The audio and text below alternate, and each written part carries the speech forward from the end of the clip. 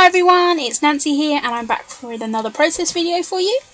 I have pulled out the Fancy Pants collection, which was from my creative design package, and I've also pulled out this really old piece of My Mind's Eye paper. I believe it's been in my stash for well over a year, and wanted to try a little bit of a different technique here, so I decided that I wasn't in love with this paper, so that would be the best way to do it. So what I'm doing is just putting some of my Dilutions ink down and then using a straw to blow the ink in different directions.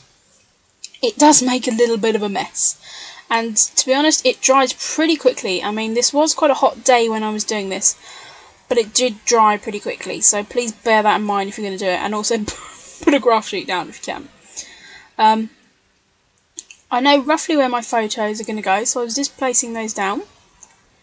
Decided that I wanted to add another colour, so I pull out this green, and then again use the straw to spray that over. Where the two colours do merge, it does look a little bit brown, which I don't love, and this bit it looks kind of quite horrific because I blow it and it all goes in that direction. But something with these Dilutions inks, when they dry, the colours do kind of separate a bit, and so you know they don't look too muddy. But I'm not in love with that kind of really dark splodge there. So I've just taken my heat gun to just dry that off. So I'm now looking through the brag cards to add to this page. And I'm just having a flick through and seeing if any of these are going to work. I pull off this true one, again because it's got the black and white, and these are black and white photos. This was made with the Scrapbooking app on my iPhone, and they print out in long strips. These were in strips of 4 photos, but I decided that I just wanted to cut those apart because I wanted them to go across the page horizontally. So here I am just flicking through my paper pack and pulling out any bits of paper in there that I think are going to work. There's a couple of quotes from different like border strip kind of piece of paper, which I suppose in the 12 by 12, you know, they would quite easily make border strips. I also have a little bit of those highline papers on my desk, which I did use to mount my a previous layout on, and the colours work really well with this collection. So I'm just cutting some strips down using my trimmer, and then just cutting fishtails in the back. There was also a border strip on my desk, which I believe is from the American Crafts #Summer collection. And I'm just using those as well because the greens kind of went well with that. Not 100% what I'm doing here, but I wanted to use those strips. I decided to stick my photos down first and then use a little bit of glue in the middle so I could tuck bits and pieces behind them. I will end up adding some more adhesive towards the end because of course they're not stuck down 100%. So here you're just going to see me tucking some strips down that I've cut out and cutting bits off and just kind of moving it around and just trying to add some background behind that photo. It was a little bit of a challenge to kind of get everything this to work. I didn't want to cut into too many more papers from the paper pad. Just wanted to use some of the scraps and things I had on my desk. So I'm going to fuss with this for a little while. And as I said, I really love these photo booth pictures. Again, it's to say it's just an app on my iPhone. And it was when me and my bestie went out for my birthday that we suddenly remembered that we had this app on our phone, and therefore there's hundreds of pictures. Which is often the way it goes. We either take hundreds of pictures or no pictures. So I'm just going to fuss around here, and I kind of want to make 3 sort of different places where I could cluster. Looking at this now, I really like that. Maybe I should have left it. I really want to cover that top bit where those kind of 2 inks merged and made it look a little bit brown and muddy. I decided to just bring some of the banners down to the bottom corners that I can't talk properly. The bottom corner as well, just to add a little bit of interest, and I know that there is a die cut that I want to add to the bottom there. So just gonna fuss around. I'm gonna overlap them and layer them, and I do end up having to stick my photos down. I'm not really happy with that top cluster at this point, but I decided to grin and bear it and go with it. I'm just cutting out this true from this brag card, and I'm cutting it so a little bit of the green remains around it. And I think when you start looking at the pocket page cards and realising you can cut images out, I don't know, it didn't click with me straight away that you could do that. But once I sort of embraced it and started thinking, yes, I can cut these apart, I got so much more use out of them. Again, I'm using the rest of that card just to cut some more banner pieces out. That's just going to take that green to some other parts on the layout. Just looking at the other bits that I pulled there to the side, and trying to find that little banner piece there that I cut out. I was going to put that under my title, under the photos, but decided I wanted to put my title actually there at the bottom.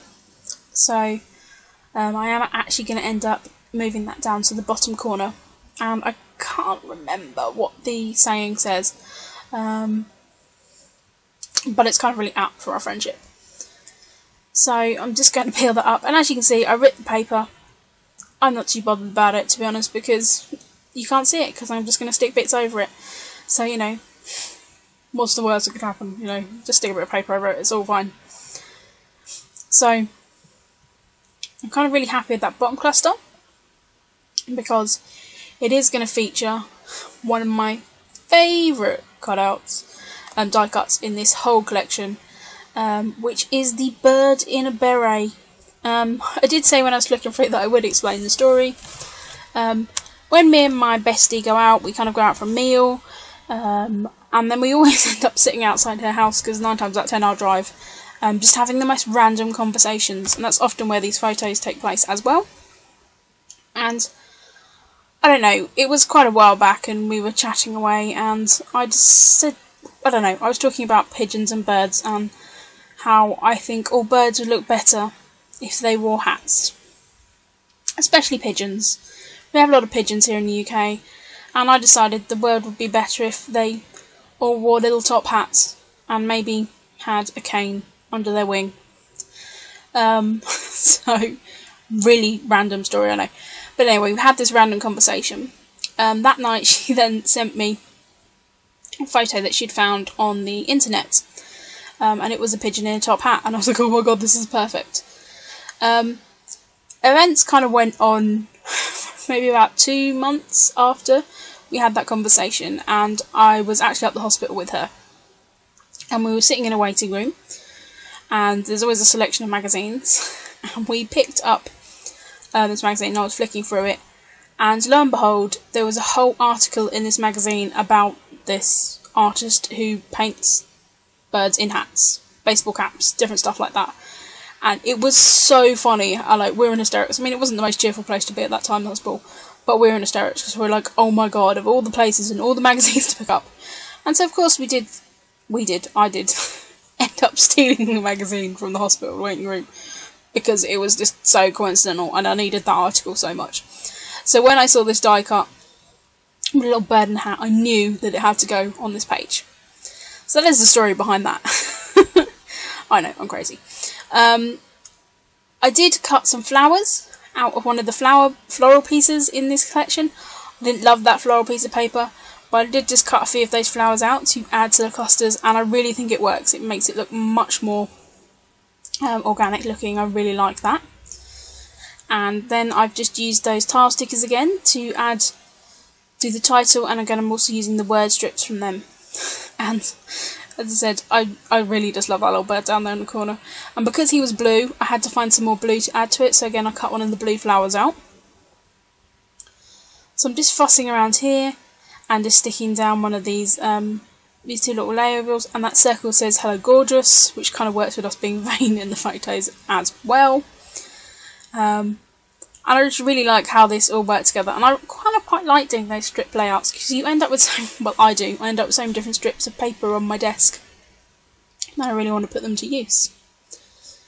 So just fussing around, I'll just add another one of those word banners, which says Forever Friends, true friends is what the title bit says. And then I'm going to add another I don't know, that's maybe the subtitle. I'm then going to add another bit, which is just in these pink paisley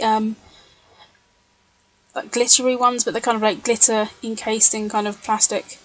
And I'm just going to put EST, so established 98, because that's when we first became friends, that's when we first met. And I'm going to journal on the back of this layout because it's just way too loud to journal on the front of this layout. I really love how the kind of drips and everything was like exploding around it.